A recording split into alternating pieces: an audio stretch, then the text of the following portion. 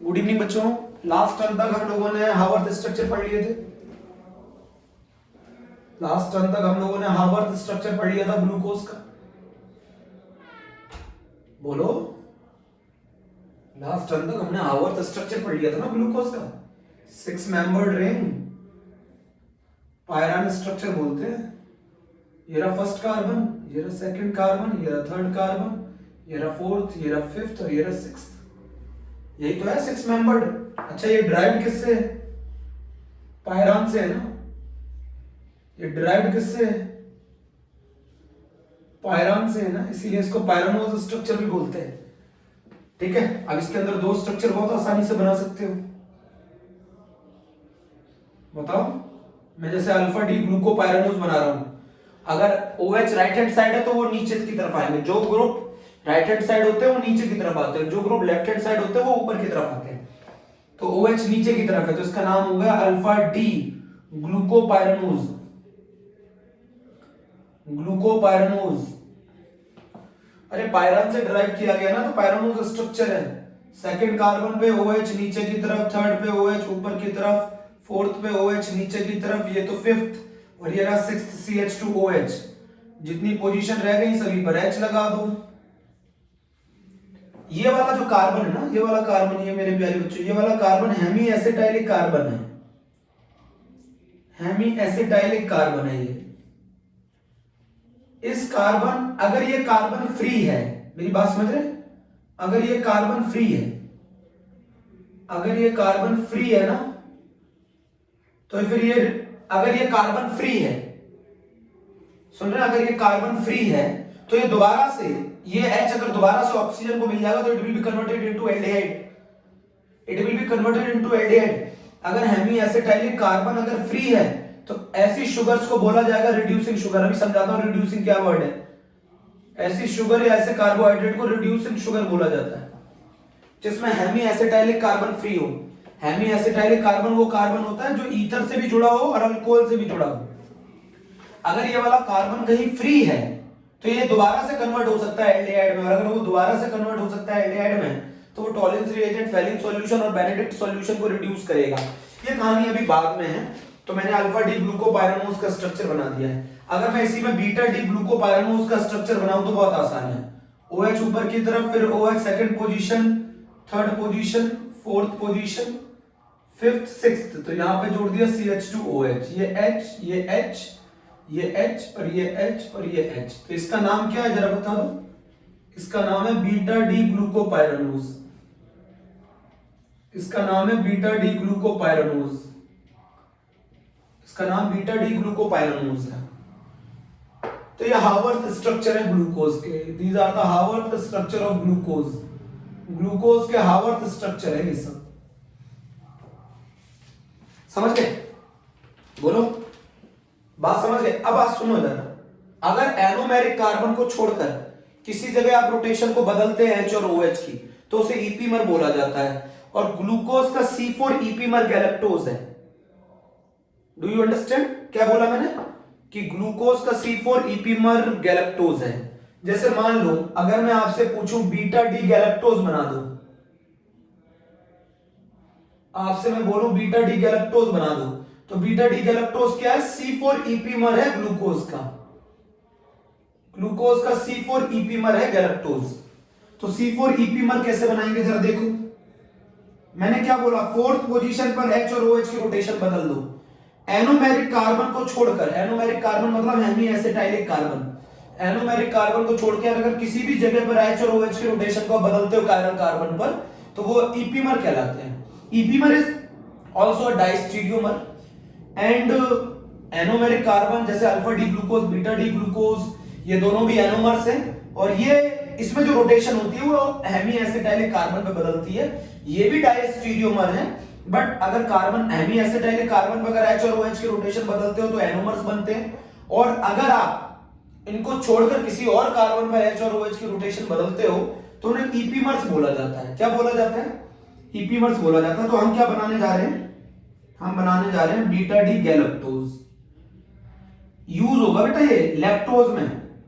अच्छा, कहां यूज होगा? लैक्टोज में यूज होगा ये। तो बीटा डी, अच्छा बीटा का मतलब ही OH ऊपर की तरफ है, सेकंड पे OH नीचे की तरफ है, थर्ड पे OH ऊपर की तरफ। अब बताओ ये क्या है? गैलेक्टोज जो होता है ये कौन सा ईपीमर होता है? C4 ईपीमर होता है ग्लूकोज का। कौन सा ईपीमर होता है? C4। अगर कोई बच्चा ये पूछे ईपीमर क्या होता है, तो ईपीमर डायस्टीरियोमर्स होते हैं। ईपीमर्स डायस्टीरियोमर्स होते हैं। बेटा मैं अंतर बता दूं, एनोमर्स भी डायस्टीरियोमर्स होते हैं, but anomeric carbon, hemi acetylic carbon को एनोमेरिक कार्बन बोला जाता है। उसको छोड़ के कोई भी कायरल कार्बन होगा ना तो उसको ईपीमर बोला जाता है।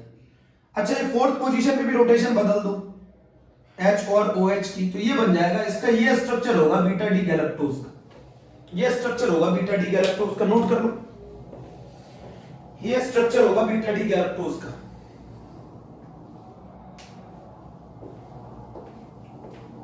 ये स्ट्रक्चर है बीटा डी गैलेक्टोज। तो बीटा डी गैलेक्टोज जो है ना वो ईपीमर है ग्लूकोज का।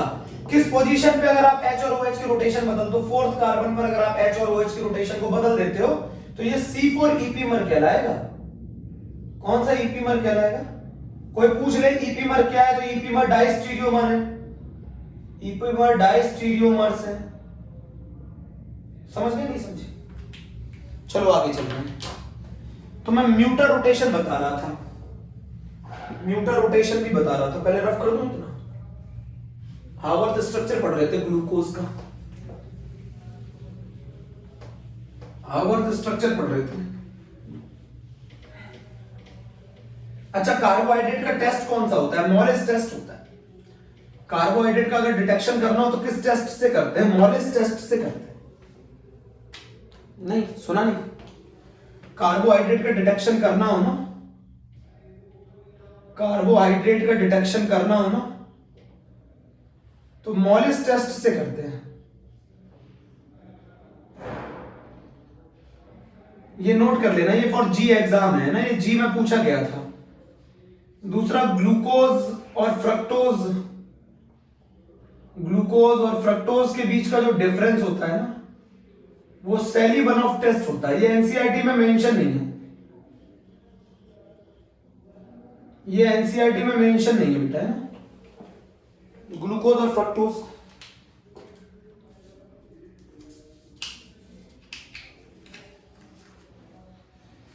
बेटा होता क्या है, अब म्यूटर रोटेशन बता रहा हूं आपको। मैंने बताया था म्यूटर रोटेशन का क्या मतलब है।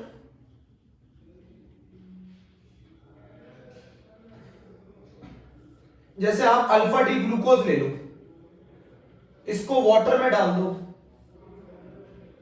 अल्फा डी ग्लूकोज को अगर आप वाटर में डाल दो, नोट कर लेना बेटा, ये अल्फा डी ग्लूकोज को वाटर में डाल दो, इसकी स्पेसिफिक रोटेशन कितनी होती है? इसकी स्पेसिफिक रोटेशन होती है प्लस के 112 डिग्री। जैसे डालोगे ये ओपन स्ट्रक्चर में कन्वर्ट होगा और ओपन स्ट्रक्चर से फिर ये बीटा डी ग्लूकोज में कन्वर्ट हो जाएगा। ऐसे ही आप उल्टा कर सकते हो, बीटा डी ग्लूकोज को अगर आप वाटर में डालोगे तो ये एक दूसरे में कन्वर्ट होते रहते हैं, ये एक दूसरे में कन्वर्ट होते रहते हैं ऐसे। Alpha D glucose open structure और open structure beta D glucose, तो इक्विलिब्रियम आ जाता है। इक्विलिब्रियम में ओपन स्ट्रक्चर भी प्रेजेंट होता है बट ये नील होता है, इसका परसेंटेज नील होता है, लगभग नील, नेग्लिजिबल होता है। नील ना लिखो, नेग्लिजिबल लिखो। एक समय के बाद तो ये अरे अपने आप स्पेसिफिक रोटेशन चेंज करते रहते हैं। अल्फा डी ग्लूकोज को वाटर में डालोगे, ओपन स्ट्रक्चर ओपन बीटा में, फिर बीटा ओपन में, ओपन अल्फा में, तो एक समय इक्विलिब्रियम आ जाता है। तो इक्विलिब्रियम में ओपन स्ट्रक्चर नेग्लिजिबल होता है। अल्फा डी ग्लूकोज की जो परसेंटेज होती है ना बेटा, वो लगभग 36% होता है, और जो बीटा डी ग्लूकोज होता है ना वो 64% होता है। तो म्यूटा रोटेशन वही शो कर सकता है जो अल्फा डी ग्लूकोज को ओपन स्ट्रक्चर में तोड़ देगा, ओपन स्ट्रक्चर से बीटा डी ग्लूकोज में तोड़ देगा। मतलब यह है कि अगर मान लो एनोमेरिक कार्बन फ्री नहीं है, हेमी एसिटाइलिक कार्बन फ्री नहीं है, तो जब हेमी एसिटाइलिक कार्बन फ्री नहीं है तो अल्फा डी ग्लूकोज किसमें चेंज नहीं हो पाएगा? ओपन स्ट्रक्चर में चेंज नहीं हो पाएगा। समझ रहे ना? तो म्यूटा रोटेशन कौन शो करता है? म्यूटा रोटेशन वो शो करता है जिसमें हेमी एसिटाइलिक कार्बन फ्री हो।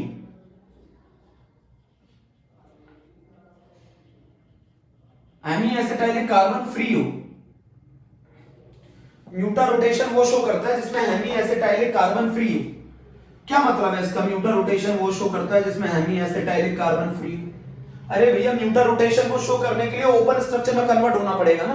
तो हेमी एसिटाइलिक कार्बन जब फ्री होगा, ऐसा कार्बन जो ईथर से भी जुड़ा हो और अल्कोहल से भी जुड़ा हो, ऐसा कार्बन को ही तो बोला जाता है हेमी एसिटाइलिक कार्बन।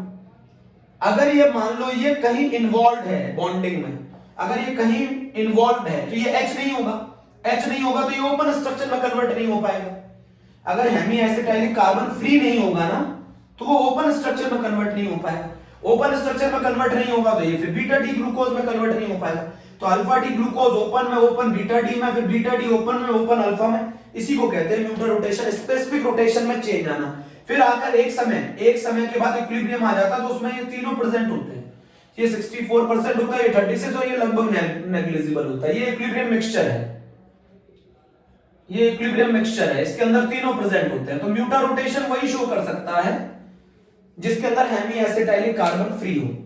जिसके अंदर हेमी एसिटाइलिक कार्बन फ्री हो वो दोबारा से वो चेंज हो जाएगा किसमें?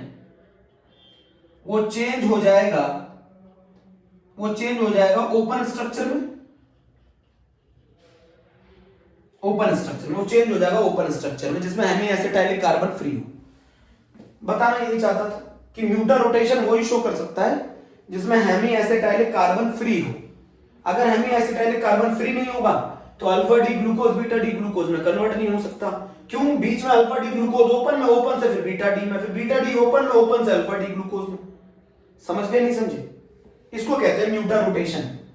तो म्यूटा रोटेशन वही शो कर सकता है बेटा, ओपन में कन्वर्ट होना पड़ेगा ना, और ओपन में कन्वर्ट होने के लिए हेमी एसिटाइलिक कार्बन का फ्री होना जरूरी है। ये बता रहा था। ये एनसीईआरटी में नहीं है म्यूटा रोटेशन, है ना। म्यूटा रोटेशन एनसीईआरटी में नहीं है। तो एनोमेरिक कार्बन कौन सा कार्बन होता है मुझे समझाओ। एनोमेरिक कार्बन कौन सा कार्बन होता है? Anomeric carbon hemi acetylic carbon होता है। हेमी एसिटाइलिक कार्बन होता है। और ये कार्बन कौन से नंबर का कार्बन होता है? कार्बन नंबर 1 होता है। ग्लूकोज के केस में carbon number 1 Hemy acetylic carbon होता है। तो अब हम पढ़ने जा रहे हैं फ्रक्टोज, है ना। अब हम पढ़ने जा रहे हैं फ्रक्टोज। फ्रूट शुगर भी बोलते हैं बच्चों इसको। प्रैक्टिकली ये लेवो रोटेटरी होता है तो इसको लेवोलोज भी बोलते हैं। इसकी जो स्पेसिफिक रोटेशन है वो माइनस के 92 डिग्री है। प्रैक्टिकली फ्रक्टोज जो है ना वो लेवो रोटेटरी है। फ्रक्टोज का दूसरा नाम कीटोहेक्सोज है। फ्रक्टोज का दूसरा नाम कीटोहेक्सोज है। कीटोनिक ग्रुप होता है। अच्छा ये बताओ कीटोनिक ग्रुप कौन सी पोजीशन पे होता है? कीटोनिक ग्रुप कौन सी पोजीशन पे होता है? पोजीशन कौन सी होती है? सेकंड पोजीशन पे होता है। तो स्ट्रक्चर बता रहा हूं मैं, ओपन स्ट्रक्चर ऑफ फ्रक्टोज। हमारे कोर्स में डी फ्रक्टोज है, एल फ्रक्टोज नहीं है। तो ये ना CH2OH, C double bond O, CH third number. मैंने बताया था थर्ड कार्बन पर रोटेशन बदल जाती है, आपको अच्छी तरह याद होगा, ग्लूकोज पढ़ के आए। फोर्थ पर फिर वही कार्बन, फिफ्थ पर, सिक्स्थ पर CH2OH। This is the open structure of glucose, open structure of fructose. This is D minus fructose. Fructose में कौन सा ग्रुप होता है? कीटोनिक ग्रुप होता है। अगर मैं इसका फिफ्थ नंबर का कार्बन का हाइड्रोजन इसको दे दूं तो ये कहानी कैसे चेंज हो जाएगी जरा समझो। इसके केस में एनोमेरिक कार्बन जो होता है वो सेकंड नंबर का होता है। फ्रक्टोज के अंदर एनोमेरिक कार्बन नंबर 2 होता है, 1 और 2। अरे भैया इसका H इसको दोगे तो ये OH में कन्वर्ट हो जाएगा, कार्बन और ऑक्सीजन के बीच में बॉन्ड बन जाएगा। अरे भैया इसको दोगे तो ये पहला नंबर का कार्बन है ना, ये फर्स्ट है, ये सेकंड, ये थर्ड, ये फोर्थ, ये फिफ्थ और ये सिक्स्थ। इसमें 5 मेंबर रिंग बनती है बेटा, 5 मेंबर। इसमें 5 मेंबर रिंग बनती है। तो ये हाइड्रोजन जब इसके पास जाएगा तो OH में कन्वर्ट होगा और ये कार्बन और इस ऑक्सीजन के बीच में बॉन्ड बन जाएगा। तो ये कार्बन नंबर 2 हो गया। 3 पे OH left hand side, fourth पे OH right hand side, fifth पर इसके और इसके बीच में कौन सा बॉन्ड? Oxide linkage. और ये रहा sixth. This is the structure of alpha D फ्रक्टोफ्यूरानोज, alpha D fructose, this is the structure of alpha D fructose. बेटा फ्रक्टोज लेवो रोटेटरी होता है, फ्रक्टोज जो होता है वो लेवो रोटेटरी होता है ना, इसकी जो स्पेसिफिक रोटेशन है वो माइनस के 92 डिग्री है, फ्रक्टोज की लेवो रोटेशन माइनस के 92 डिग्री है। इसमें कीटोनिक ग्रुप होता है कार्बन नंबर 2 पर, इसको कहते हैं अल्फा डी फ्रक्टोज, है ना। OH अगर अंदर की तरफ है तो फ्रक्टोज अल्फा डी, अब बीटा डी बनाना हो तो उल्टा कर दो।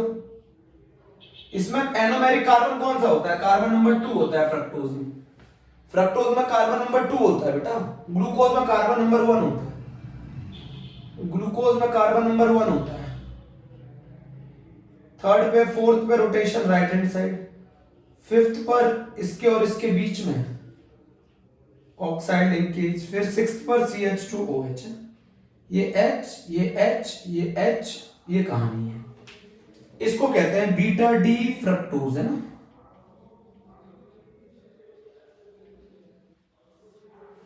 तो इसमें कितने मेंबर रिंग बनती है बताओ, इसमें कितने मेंबर रिंग होती है, ये 5 मेंबर रिंग होती है। अच्छा, ओपन स्ट्रक्चर में कितने कायरल कार्बन है, 3, और साइक्लिक स्ट्रक्चर में कितने कायरल कार्बन है, 4। 4 कायरल कार्बन होते हैं ओपन स्ट्रक्चर में, 3 कायरल कार्बन होते हैं। तो ये लिख लो फ्रक्टोज के बारे में, फ्रक्टोज के बारे में ये लिख लो फटाफट जल्दी से।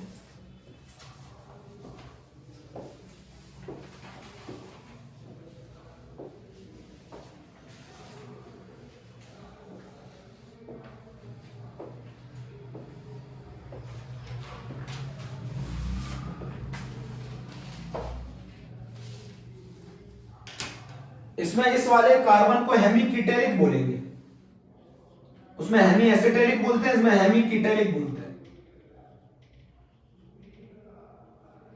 हेमीकीटेलिक बोलते हैं। नोट करो पहले तो, फ्रक्टोज लेवो रोटेटरी होता है, फ्रूट शुगर होता है, कीटो एक्सोज भी बोलते हैं। इसकी स्पेसिफिक रोटेशन माइनस 92 डिग्री है, ये बताता है कि ये लेवो रोटेटरी होता है, ठीक है। फ्रक्टोज के अंदर जो मेंबर रिंग स्ट्रक्चर बनता है वो 5 मेंबर्ड होता है, उसमें हेमीकीटेलिक कार्बन कार्बन नंबर 2 होता है, कीटोनिक ग्रुप है ना कार्बन नंबर 2 पर, ठीक है।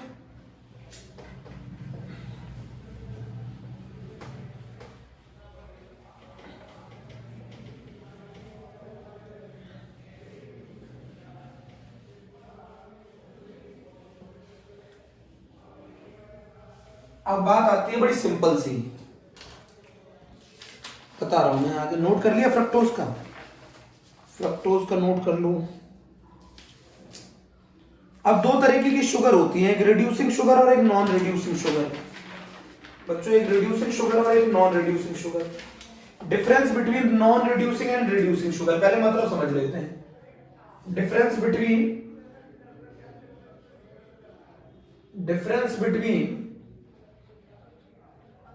reducing sugar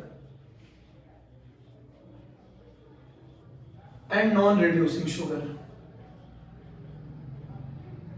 Difference between reducing sugar and non-reducing sugar. Difference बताइए रिड्यूसिंग शुगर में और नॉन रिड्यूसिंग शुगर में। रिड्यूसिंग शुगर और नॉन रिड्यूसिंग शुगर में डिफरेंस बताना है हमें, डिफरेंस बताना है रिड्यूसिंग शुगर और नॉन रिड्यूसिंग शुगर में। सुना ध्यान से, रिड्यूसिंग शुगर और नॉन रिड्यूसिंग शुगर में डिफरेंस बताना है। तो एक तरफ लिख लो रिड्यूसिंग शुगर,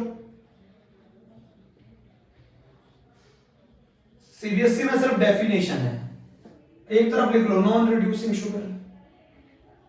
सब समझाऊं, तुम चिंता नहीं करो, बहुत आराम से पढ़ो, बहुत समय है अपने पास। Reducing sugar, non reducing sugar, और यहां पर है अब उनकी प्रॉपर्टीज देखो। Tollens reagent, ammoniacal silver nitrate, Fehling solution, Tollens reagent, Fehling solution, Benedict solution, जो इनको रिड्यूस कर दे, रिएक्शन में टॉलिंस रिएजेंट फेलिंग सॉल्यूशन, जो इनको रिड्यूस कर दे, वो तो रिड्यूसिंग शुगर। बेटा रिड्यूसिंग शुगर नाम इनकी वजह से रखा गया है। रिड्यूसिंग शुगर वो होती है जो इन तीनों को क्या कर देती है, रिड्यूस कर देती है, इन तीनों को रिड्यूस कर दें। रिड्यूसिंग शुगर वो होती है जो इन तीनों का रिडक्शन करा दें। नॉन रिड्यूसिंग शुगर वो होती है जो इन तीनों का रिडक्शन नहीं करा पाती। अच्छा ऐसी क्या चीज है कि इन तीनों का रिडक्शन करा देती है रिड्यूसिंग शुगर? इनके अंदर हेमी एसिटाइलिक, ये इंपॉर्टेंट बात आ गई, हेमी एसिटाइलिक और हेमी कीटैलिक कार्बन फ्री होता है। हेमी एसिटाइलिक और हेमी कीटैलिक कार्बन फ्री होता है किनके अंदर? रिड्यूसिंग शुगर के अंदर। बट नॉन रिड्यूसिंग शुगर के अंदर हेमी एसिटाइलिक और हेमी कीटैलिक कार्बन फ्री नहीं होता है। बेटा अगर हेमी एसिटाइलिक और हेमी कीटैलिक कार्बन फ्री है तो वो ओपन स्ट्रक्चर में चेंज हो जाएगा। ओपन स्ट्रक्चर में चेंज होगा तो टेस्ट देगा रिड्यूसिंग शुगर वाले। टॉलिंस रिएजेंट, फेलिंग सॉल्यूशन और बेनेडिक्ट सॉल्यूशन को जो शुगर रिड्यूस करते हैं उन्हें रिड्यूसिंग कहते हैं। नॉन रिड्यूसिंग शुगर वो होती है जो इनको रिड्यूस नहीं कर पाती। रिड्यूस कैसे मालूम चलेगा कि कौन सी शुगर से रिड्यूस कर लेगी, कौन सी शुगर से नहीं रिड्यूस कर पाएगी? तो उसके अंदर पहचान है जिनके अंदर हेमी एसिटाइलिक और हेमी कीटैलिक कार्बन फ्री हो वो सारी रिड्यूसिंग शुगर है, और नॉन रिड्यूसिंग शुगर वो है जिनके अंदर ये फ्री ना हो। तीसरी शर्त है म्यूटा रोटेशन।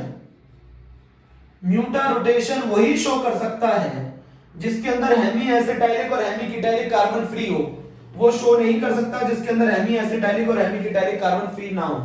तो रिड्यूसिंग शुगर क्या है? रिड्यूसिंग शुगर वो शुगर होती है जो टॉलिंस रिएजेंट, फेलिंग सॉल्यूशन और बेनेडिक्ट सॉल्यूशन को रिड्यूस करते हैं। नॉन रिड्यूसिंग शुगर वो शुगर होती है जो इन तीनों को रिड्यूस ना कर पाए। कैसे मालूम चलेगा ये रिड्यूसिंग शुगर है? जिनके अंदर हेमी एसिटाइलिक और हेमी कीटैलिक कार्बन फ्री होगा वो रिड्यूसिंग शुगर है। जिनके अंदर hemi एसिटाइलिक, Hemy ketalic carbon free नहीं होगा वो नॉन रिड्यूसिंग शुगर है। म्यूटा रोटेशन जो शो कर सकता है, जो म्यूटा रोटेशन शो करेगा उसके अंदर भी हेमी एसिटाइलिक और हेमी कीटैलिक कार्बन का फ्री होना जरूरी है बेटा, क्योंकि alpha D glucose open structure में कन्वर्ट होने के बाद ही कन्वर्ट होता है बीटा डी ग्लूकोज में। तो अगर मान लो हेमी एसिटाइलिक और हेमी कीटैलिक कार्बन अगर फ्री नहीं है तो वो alpha D glucose beta D glucose में कन्वर्ट हो ही नहीं पाएगा। तो स्पेसिफिक रोटेशन एक्वस सॉल्यूशन में डालने पर अल्फा डी ग्लूकोज किस में कन्वर्ट हो जाता है? ओपन में। फिर ओपन से बीटा डी ग्लूकोज, ऐसे ही बीटा डी ग्लूकोज वाटर में डालने पर ओपन में, देन अल्फा डी ग्लूकोज में एक समय ऐसा आ जाएगा जब इक्विलिब्रियम आ जाएगा। इक्विलिब्रियम में तीनों प्रेजेंट होते हैं, ओपन स्ट्रक्चर भी, अल्फा डी ग्लूकोज भी, बीटा डी ग्लूकोज भी।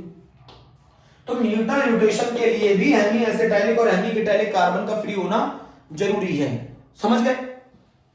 रिड्यूसिंग शुगर और नॉन रिड्यूसिंग शुगर की डेफिनेशन हो गई। अब इसके एग्जांपल कौन है रिड्यूसिंग शुगर में और नॉन रिड्यूसिंग शुगर में कौन आता है? बहुत इंपॉर्टेंट है, सब समझ में आएगा, तसल्ली तो रखो। रिड्यूसिंग शुगर और नॉन रिड्यूसिंग शुगर में एग्जांपल क्या है?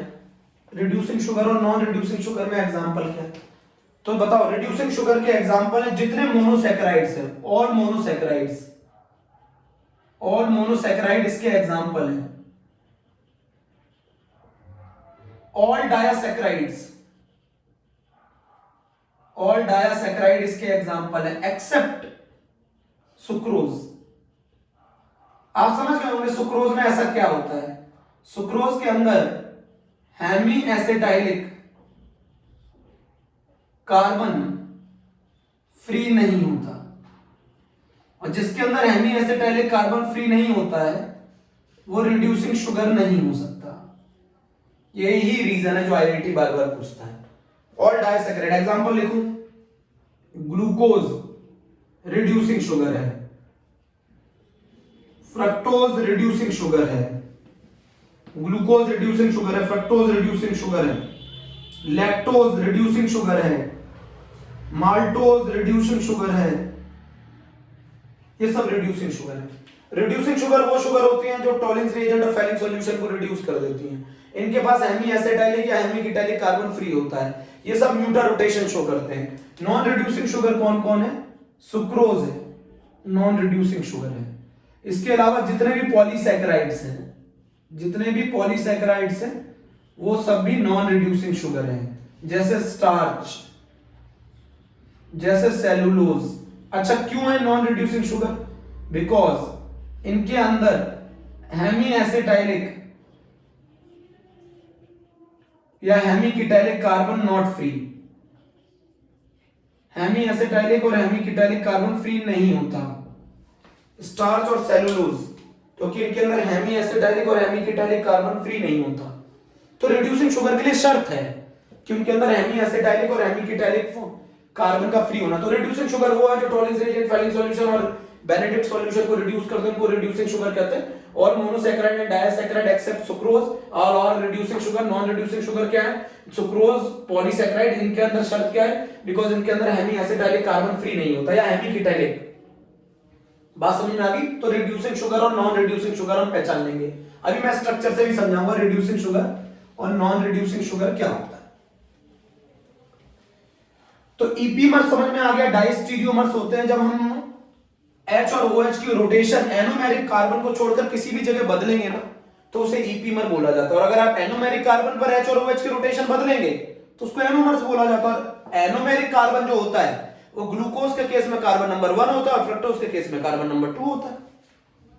बोलो। अब जो फ्रक्टोज का स्ट्रक्चर है ना वो फ्यूरानोज से डिफाइन है, फ्यूरान से डिराइव्ड है। 5 मेंबर्ड रिंग होती है फ्यूरान, इसको फ्यूरान कहते हैं, इसको फ्यूरान कहते हैं, इससे डिराइव्ड है। बड़ा आसान है। अभी तक हम ग्लूकोज का हार्वर्थ स्ट्रक्चर पढ़ के आ रहे हैं, ये फ्रक्टोज का है। ये रहा कार्बन नंबर 2, ये रहा 3, ये रहा 4, ये रहा 5 और ये रहा 6। मान लो आपको अल्फा डी फ्रक्टोफ्यूरानोज बनाना है। मैंने बोला तो जो राइट हैंड साइड होते हैं वो नीचे की तरफ आते हैं, OH। ये रहा CH2OH, ये रहा कार्बन नंबर 2, थर्ड पे रोटेशन चेंज, फोर्थ पे नीचे की तरफ, ये रहा फिफ्थ, ये रहा सिक्स्थ CH2OH। इसका नाम क्या है बोलो? Alpha D fructo furanose. इसका क्या नाम है? Alpha D fructo furanose. भैया इसमें सेकंड नंबर का कार्बन एनोमेरिक कार्बन होता है। भैया सेकंड नंबर का कार्बन एनोमेरिक कार्बन होता है। किसमें?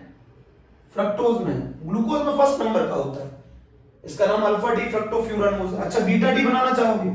बड़े आराम से बना लोगे। बीटा डी बनाना चाहोगे? OH CH2OH, थर्ड नंबर पे OH, फोर्थ नंबर पे OH, H CH2OH। तो ये H, ये H, ये कहानी है।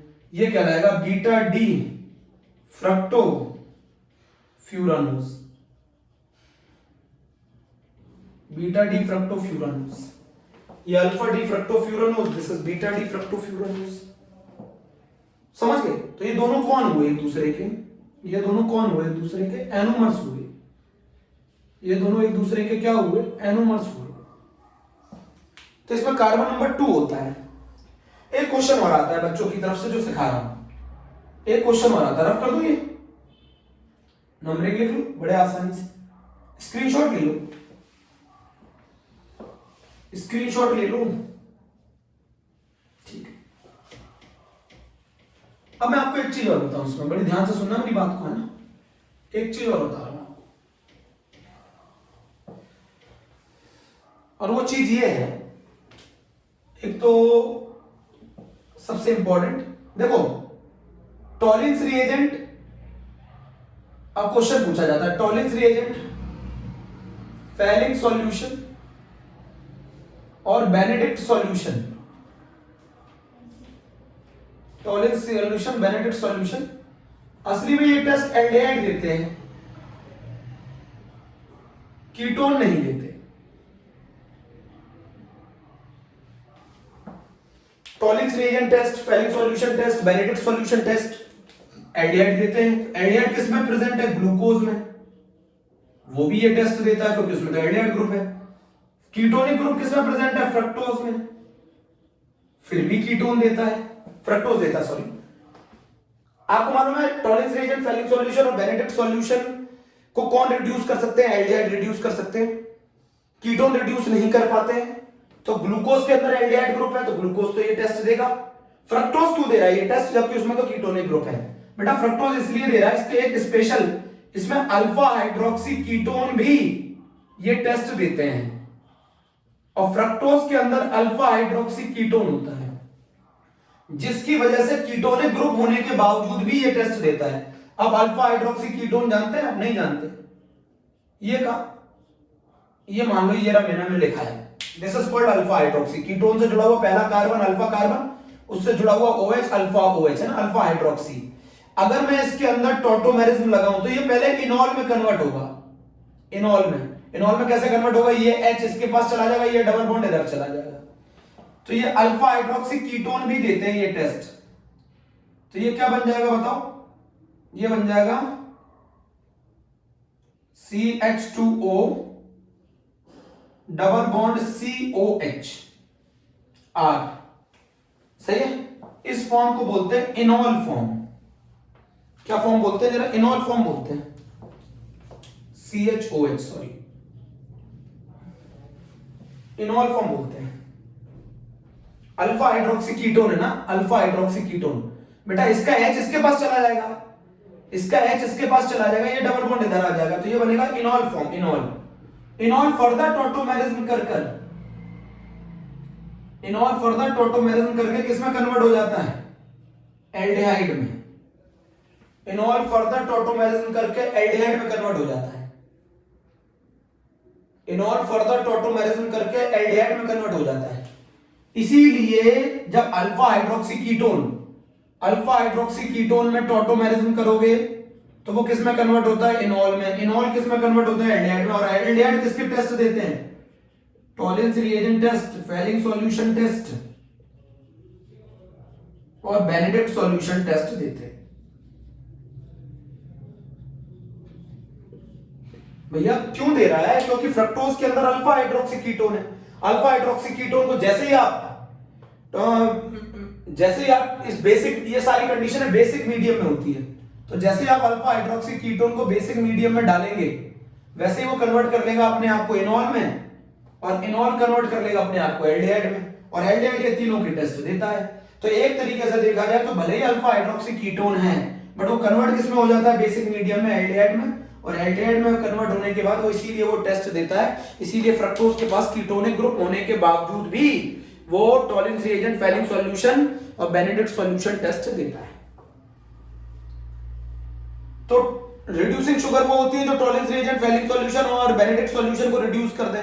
कौन कौन होती है रिड्यूसिंग शुगर, सारी monosaccharide, all disaccharide except sucrose, all disaccharide are reducing sugar. Reducing sugar के लिए हेमी एसिटाइलिक और हेमी कीटैलिक कार्बन का फ्री होना जरूरी है। समझ गए? अभी भी क्वेश्चन अगर माइंड में रह जाए तो पूछ लेना।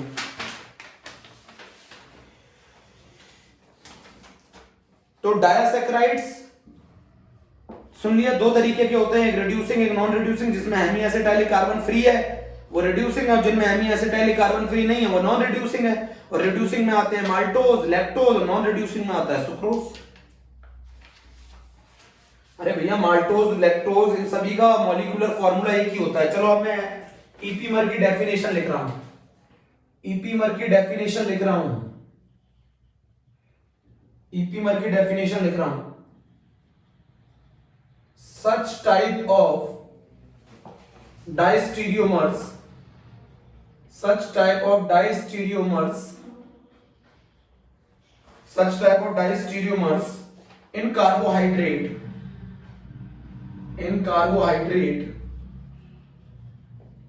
which have different configuration,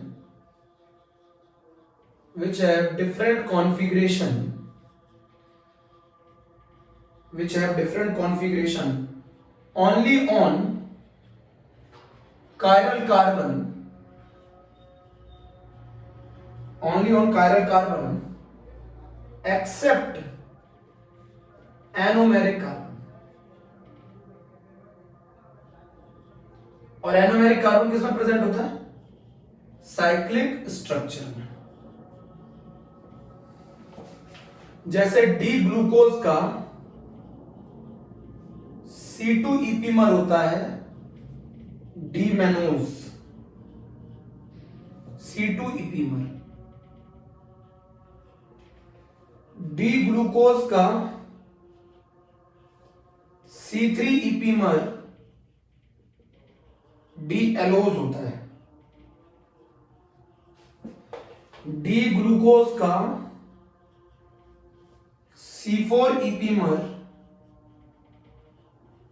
D galactose होता है। नोट कर लो जल्दी से।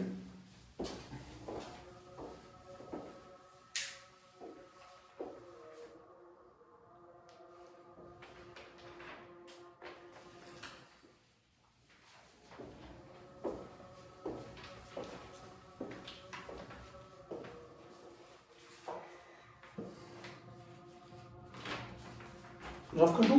नोट कर लिया? तो मैं आपको ये बताना चाह रहा था, ये ईपीमर होते हैं ना, ये भी डायस्टीरियोमर्स होते हैं।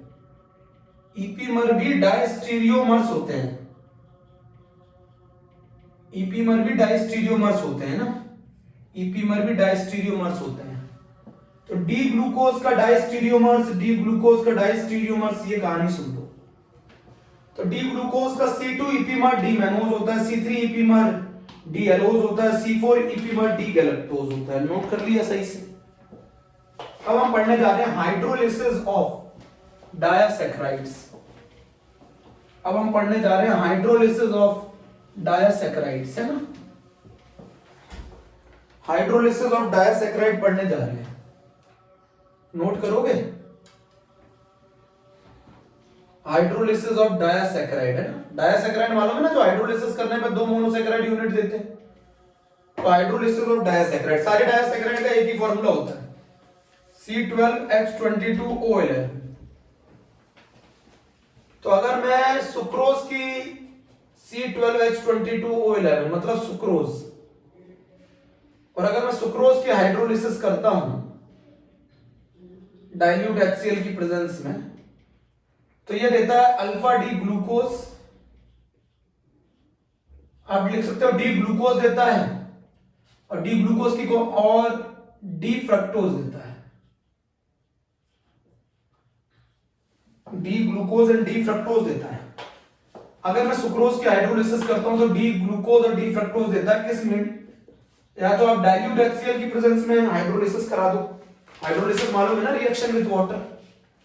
हाइड्रोलिसिस मालूम है ना, reaction with water, C12H22O11 plus H2O।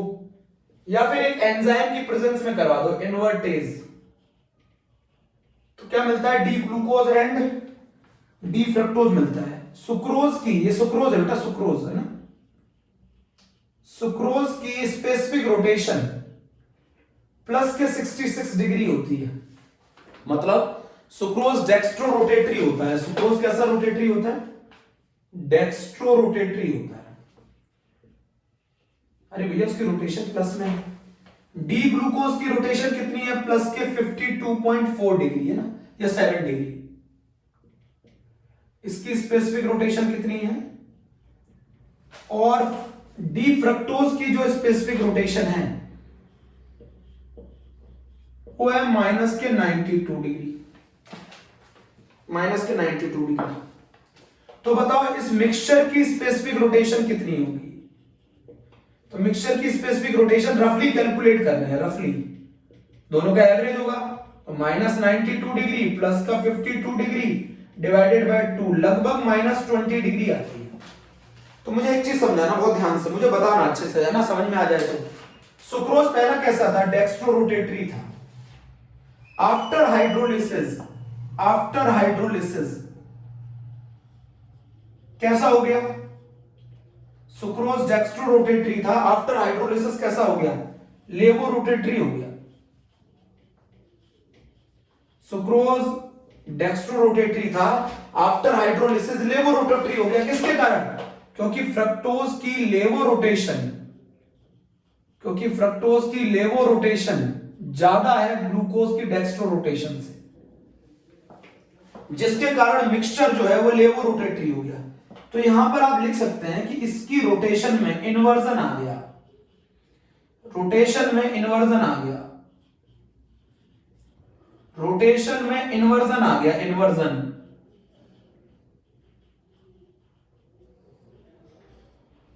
Rotation में इन्वर्जन आ गया।